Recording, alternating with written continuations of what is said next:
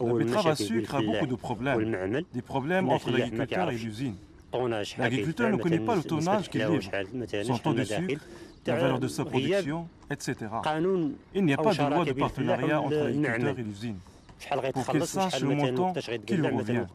Quand va-t-il semer et récolter? Quand va-t-il recevoir sa quantité d'eau? Si on recevait l'eau en été, on ne ferait plus la betterave. Au nom de Dieu, on ne le cultiverait jamais. La menthe est mieux que la betterave. Nous livrons 12 tonnes, on nous facture 8 tonnes. 4 tonnes d'impureté, c'est trop.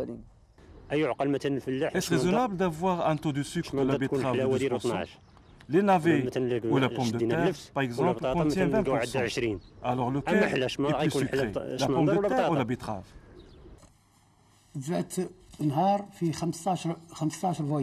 J'ai livré un jour 15 chargements de betteraves pour lesquels on m'a donné 11 à 12% de sucre et 12 à 14% d'impureté. Je leur ai dit que je vais ramener une commission qui va juger ma marchandise, est-ce qu'elle est bonne ou mauvaise. Quelqu'un de la sucrerie que je connais bien m'a appelé et m'a dit « Je suis ton ami, n'est-ce pas ?» Je lui ai répondu « Oui ». Il m'a dit « Viens » et il m'a ramené à son bureau où il m'a dit « Est-ce qu'une seule main applaudit ?» Je lui ai dit « Non ». Il m'a dit « Tu sais ce que tu vas faire maintenant, tu vas rentrer chez toi et moi je vais m'occuper de ta betterave qui reste. » Nous avons une seule association des producteurs de betteraves, mais nous ne la connaissons pas. Elle fait uniquement ses affaires. Elle récupère 2 dirhams par tonne et c'est tout. Il vaut mieux l'éliminer. L'association de la betterave, ce sont eux qui l'ont créée. Elle n'a rien fait pour nous. Aucun avantage pour l'agriculteur. Elle ne s'occupe jamais de ce qui nous manque. Nous ne connaissons pas son président. L'association, c'est zéro. Elle n'a rien fait pour nous. L'association n'existe que sur les papiers. Pour qu'elle soit une vraie association, il faut qu'elle soit à côté de l'agriculteur et défend l'agriculteur. Et si actuellement il reçoit 2 dirhams par tonne, on peut lui donner 5 dirhams par tonne, mais à condition qu'il soit présent pendant les moments critiques. Quand notre betterave a pourri et l'agriculteur avait des dettes de 10 000 à 15 000 dirhams de redevance d'eau, personne ne s'est occupé de lui. Dans cette situation, est-ce qu'on peut considérer que nous avons une association? Non. Quant à l'association de l'eau, nous n'en avons pas.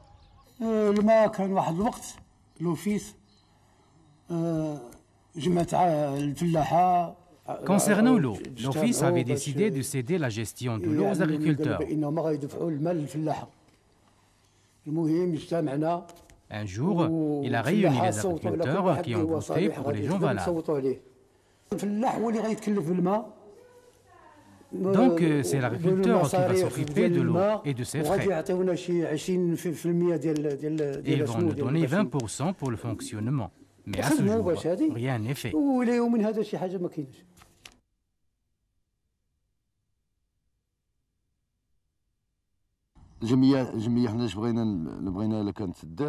Pour nous, si on veut constituer une association, il faut qu'elle soit pour l'eau et la betterave, mais surtout pour la betterave.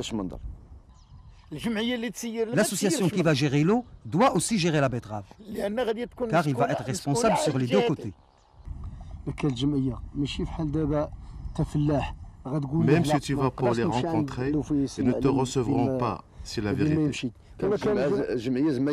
L'association va représenter l'agriculteur, donc il va être plus valorisé à travers l'association. Il faut que chaque localité ait son délégué dans l'association pour qu'il la représente et qu'il soit agriculteur. Ce n'est pas logique à ce que les agriculteurs soient représentés par quelqu'un qui n'est pas agriculteur. Est-ce que les producteurs de betteraves soient représentés par quelqu'un qui ne la produit pas? Un fonctionnaire ou quelqu'un d'autre? Ce n'est pas légal tout ça. L'agriculteur ne doit être représenté que par l'agriculteur. Si par exemple nous avons ici l'association de betteraviers, stable sur place et constituée d'agriculteurs de chez nous, que nous connaissons, elle pourrait nous défendre et comme ça peut réussir. Chaque année, les agriculteurs vont se réunir et se décident sur le représentant, soit qu'ils le gardent ou qu'ils le changent s'ils ne sont pas satisfaits. C'est ce qu'on doit faire. Si des coopératives et des associations existent, et ce sont elles qui commercialisent et contrôlent la production, ils peuvent constituer une pression sur l'usine en se mettant d'accord entre elles pour refuser de produire la betterave. D'abord, veux-tu la franchise? Les agriculteurs ne sont pas solidaires entre eux, ils n'ont ni syndicat, ni rien. Il faut que les agriculteurs s'organisent avec un appui des autorités locales pour qu'ils constituent un syndicat qui défendrait leurs intérêts.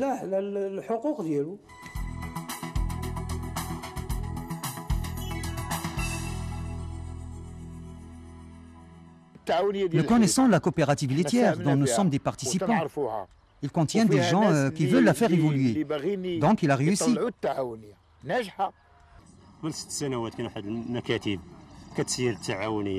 6 ans avant, les bureaux se sont succédés à la gestion de la coopérative.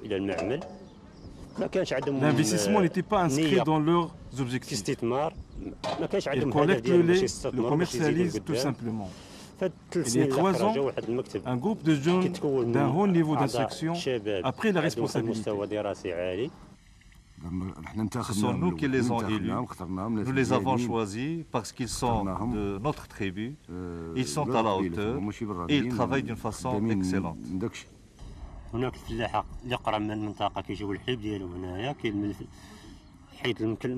Les agriculteurs qui sont proches ramènent leur lait ici. Nous avons un responsable qui contrôle premièrement la teneur en eau, deuxièmement l'acidité et puis la teneur en matière grasse. Nous avons du matériel pour ça.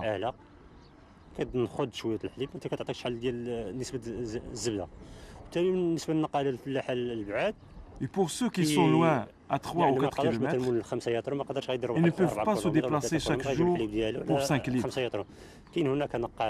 Nous avons alors des présidents de groupements qui s'occupent de la collecte et du transport.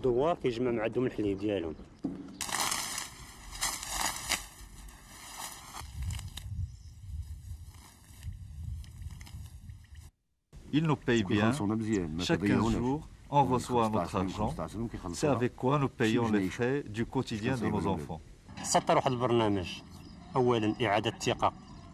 Nous avons tracé un programme. La première des choses, c'est crédibiliser la coopérative et rendre hommage à l'agriculteur et lui donner plus d'importance en le faisant participer à la production. Deuxièmement, établir un partenariat avec les producteurs d'aliments pour approvisionner l'agriculteur. Et puis, établir un partenariat entre l'Office et la coopérative. L'Office s'engage à nous céder un local dont une salle va servir pour l'alphabétisation, ainsi que le château, car la coopérative compte creuser un puits d'ici quelques mois. Aussi un petit dispensaire pour les soins et les injections.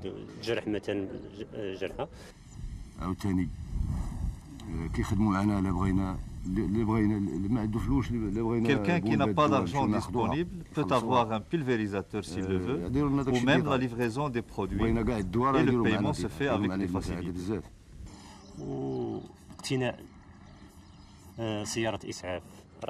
Aussi, l'acquisition d'une ambulance, c'est un véhicule que l'Office nous a cédé et nous sommes en train de l'aménager.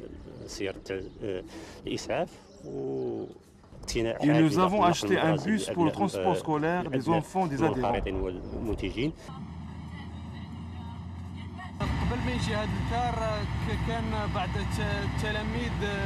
Avant l'arrivée de ce bus, certains élèves du Douar ou la Cousine louaient des chambres à Khmis Memra. D'autres faisaient la navette chaque jour et dépensent environ 300 dirhams par mois, uniquement pour le transport à raison de 10 dirhams par jour.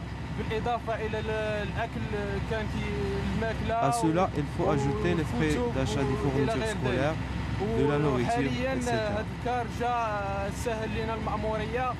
Actuellement, ce bus nous a facilité la tâche. Grâce à lui, on a pu obtenir de bons résultats scolaires. Ce dernier nous a permis aussi d'améliorer notre mode de vie. En effet, nous mangeons et nous dormons chez nous avec nos parents.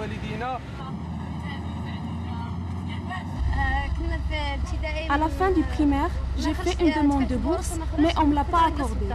Et j'ai failli rester à la maison. Mon oncle m'a dit qu'il y a le bus, alors je suis chez lui. C'est comme chez moi.